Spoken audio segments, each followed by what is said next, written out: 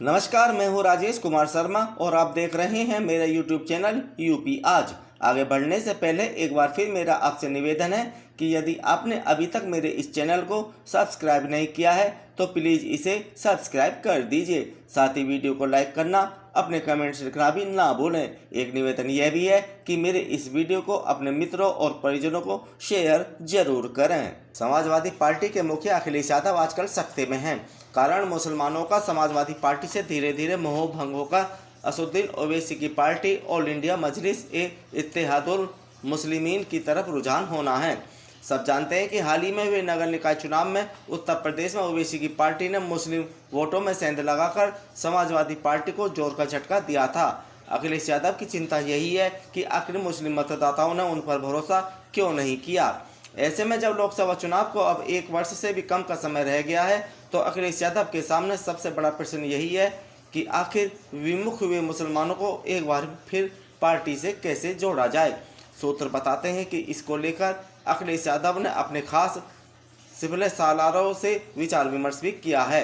हम सभी जानते हैं कि उत्तर प्रदेश में असदुद्दीन ओवैसी की पार्टी ऑल इंडिया मजलिस ए इत्तेहादुल मुस्लिमीन बड़ी तेजी से पैर पसार रही है। मेरठ में तो इस पार्टी के मेयर पद के प्रत्याशी ने सीधी भाजपा को टक्कर दी और यहां समाजवादी पार्टी की प्रत्याशी और विधायक अतुल प्रधान की पत्नी सीमा प्रधान तीसरे स्थान पर खिसक गई थी। इसका सीधा सा मतलब है कि प्रदेश में ओवैसी समाजवादी पार्टी को नुकसान पहुंचा रहे हैं। यह स्थिति अनेक जनपदों में देखने को मिली जहां ओवैसी समाजवादी पार्टी को नुकसान पहुंचाते हुए दिखाई दिए।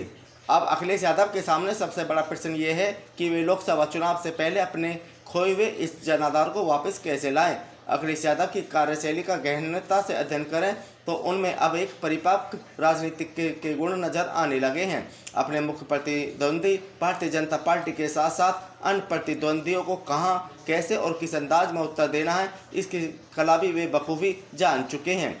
अखिलेश यादव ने अपनी राजनीति करने का अंदाज भी बदल दिया है। यह उनके हालिया बयान से स्पष्ट होता है जब अखिलेश यादव ने अपनी पार्टी के नेता और कार्यकर्ताओं को सलाह देते हुए कहा है कि वे अपना व्यवहार ऐसा रखें कि किसी को शिकायत न हो।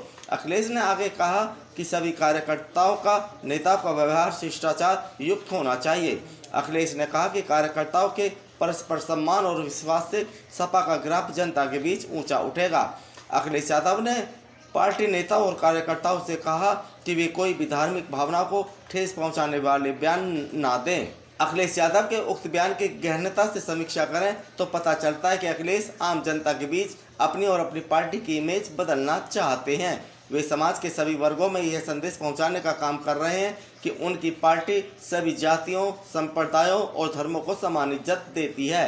अखिलेश के इस बयान से हिंदुओं में तो पार्टी की इमेज बदलेगी ही, साथ ही मुस्लिमों में भी यह संदेश जाएगा कि अखिलेश यादव के साथ जुड़कर ही उनका हित हो सकता है।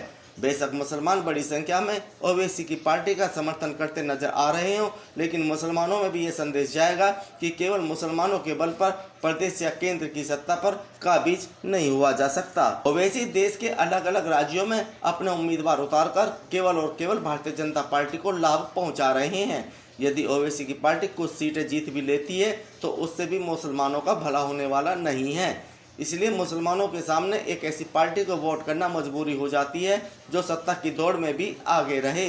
फिलहाल तो उत्तर प्रदेश में मुसलमानों के सामने कांग्रेस, बहुजन समाज पार्टी और समाजवादी पार्टी ही विकल्प हैं और इनमें भी जब जब मुसलमानों ने समाजवादी पार्टी का समर्थन किया है तो समाजवादी पार्टी मजबूत होकर भारतीय जनता पार्टी का विकल्प बनती दिखाई भी दी है।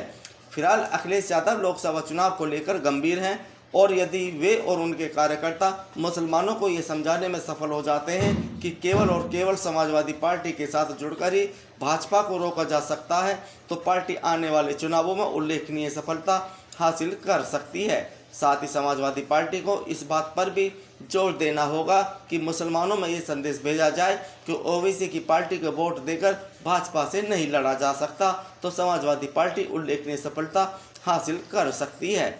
अखिलेश यादव ने इस दिशा में कदम उठाने शुरू कर दिए हैं। मुस्लिम मतदाताओं पर इसका कितना असर होता है इसका पता तो लोकसभा चुनाव परिणाम के दौरान ही हमें लग सकता है।